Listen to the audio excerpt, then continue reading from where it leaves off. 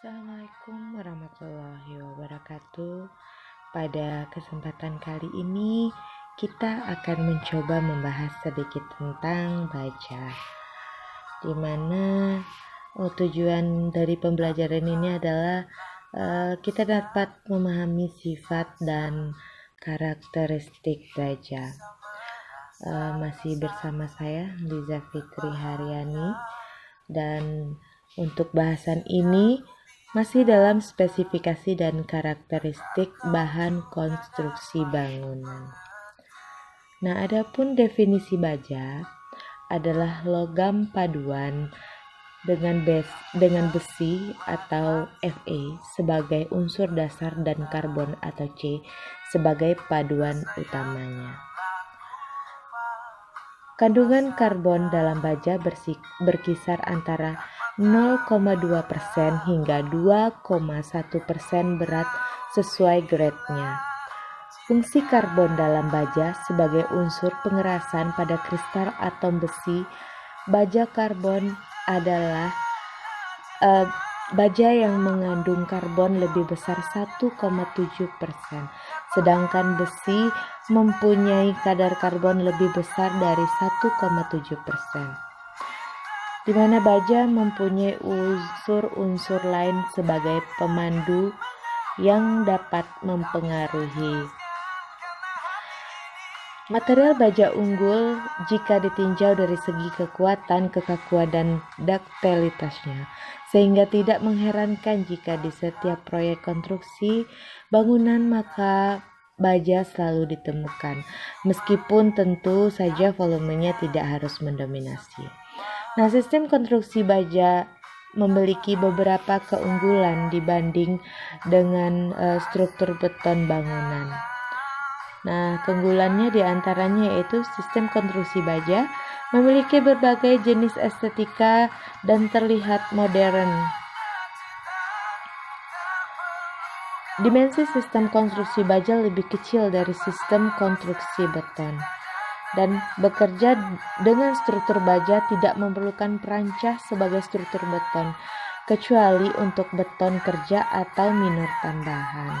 Lalu yang terakhir keunggulannya adalah sistem konstruksi baja dapat diubah dengan relatif cepat. Nah, baja tersedia dalam berbagai bentuk cross-sectional, sering dikenal dengan sebagai baja profil. Nah, itulah tadi sedikit tentang baja. Selanjutnya kita membahas tentang spesifikasi dan karakteristik baja.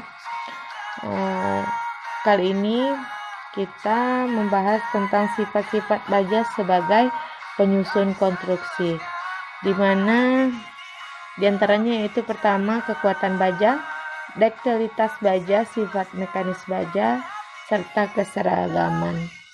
Lalu untuk jenis-jenis struktur baja, bagian yang kedua, ada tipe-tipe rangka, tipe cangkang, dan tipe suspensi.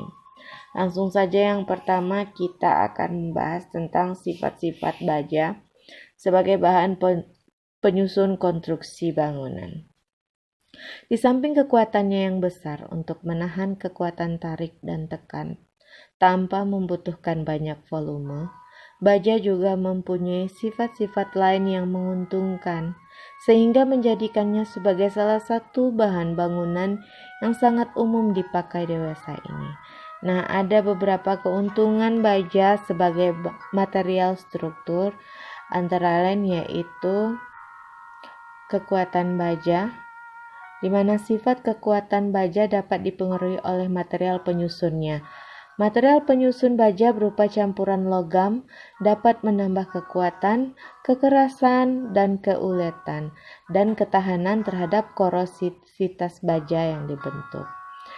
Saat ini baja bisa diproduksi dengan berbagai kekuatan yang bisa dinyatakan dengan kekuatan tegangan tekan lelehnya dengan Fy atau oleh tegangan tarik batas atau Fu.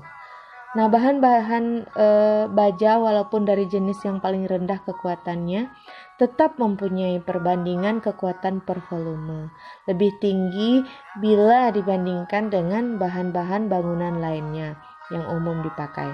Nah, hal ini memungkinkan perencanaan sebuah konstruksi baja bisa mempunyai beban mati yang lebih kecil untuk bentang yang lebih panjang, sehingga memberikan kelebihan ruang dan volume yang dapat dimanfaatkan akibat langsingnya profil-profil yang dipakai. Lalu yang selanjutnya itu ductilitas baja atau ductility, di mana sifat dari baja yang dapat mengalami deformasi atau perubahan bentuk yang besar di bawah pengaruh tegangan tarik yang tinggi tanpa hancur atau putus disebut sifat ductilitas. Adanya sifat ini membuat struktur baja mampu mencegah terjadinya proses robohnya bangunan secara tiba-tiba. Nah, sifat ini sangat menguntungkan ditinjau dari aspek keamanan penghuni bangunan bila terjadi suatu goncangan yang tiba-tiba seperti misalnya pada peristiwa gempa bumi. Namun demikian, baja tidak tahan terhadap suhu tinggi. Misalnya pada bencana kebakaran, baja dapat meleleh bangunan roboh secara tiba-tiba.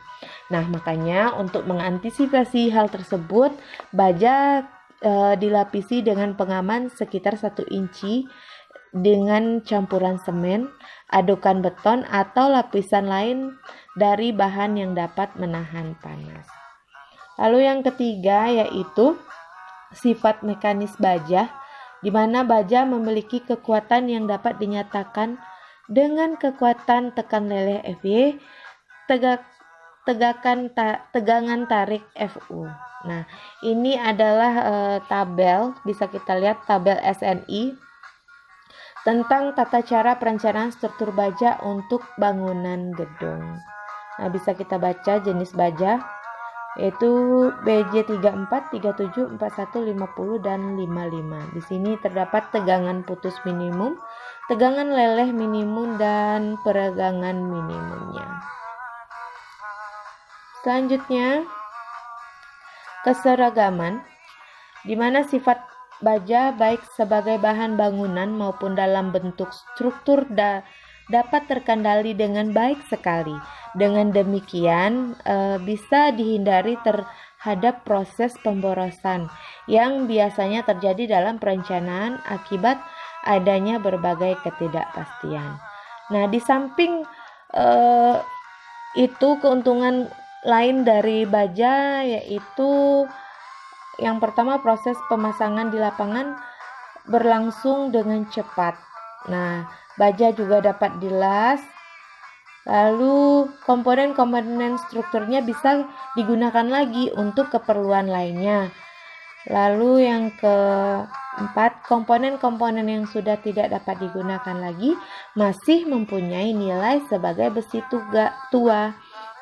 Lalu yang terakhir yaitu struktur yang dihasilkan bersifat permanen dengan cara pemeliharaan yang tidak terlalu sukar. Nah, selain keuntungan tersebut, bahan baja juga mempunyai kelemahan-kelemahan. Nah, kelemahannya adalah yaitu di mana komponen-komponen struktur yang dibuat dari bahan baja perlu diusahakan supaya tahan api sesuai dengan peraturan yang berlaku untuk bahaya kebakaran. Lalu diperlukan suatu biaya pemeliharaan untuk mencegah baja dari bahaya karat. Yang terakhir yaitu kelemahannya yaitu akibat kemampuannya menahan tekukan pada batang-batang yang langsing, walaupun dapat menahan gaya-gaya aksial, tetapi tidak bisa mencegah terjadinya pergeseran horizontal. Selanjutnya kita masuk ke bagian yang kedua yaitu tentang jenis-jenis struktur baja. Nah, untuk jenis struktur baja ini yang sering kali diterapkan sebagai struktur bangunan dan terdiri dari beberapa macam tipe. Yang pertama yaitu ada tipe rangka atau frame struktur, di mana tipe rangka terdiri dari beberapa batang baja yang saling memperkuat satu sama lain. Batang baja tersebut antara lain batang tarik, batang belok, dan batang yang mendapatkan kombinasi beban lentur dengan beban aksial. Yang kedua ada tipe cangkang atau cell type struktur, di mana pada tipe cangkang ini tegangan utamanya berupa tarikan. Nah, selain untuk melayani fungsi bangunan, struktur tipe cangkang atau kubahnya juga bertindak untuk menahan beban. Lalu yang terakhir yaitu yang ketiga dari jenis-jenis struktur baja yaitu tipe suspensi atau suspension tipe struktur, di mana elemen utama pada struktur baja tipe suspensi adalah keberadaan kabel tarik. Elemen tarik ini terbukti paling efisien untuk menahan beban, sehingga bangunan dengan struktur tipe suspensi ini semakin banyak digunakan.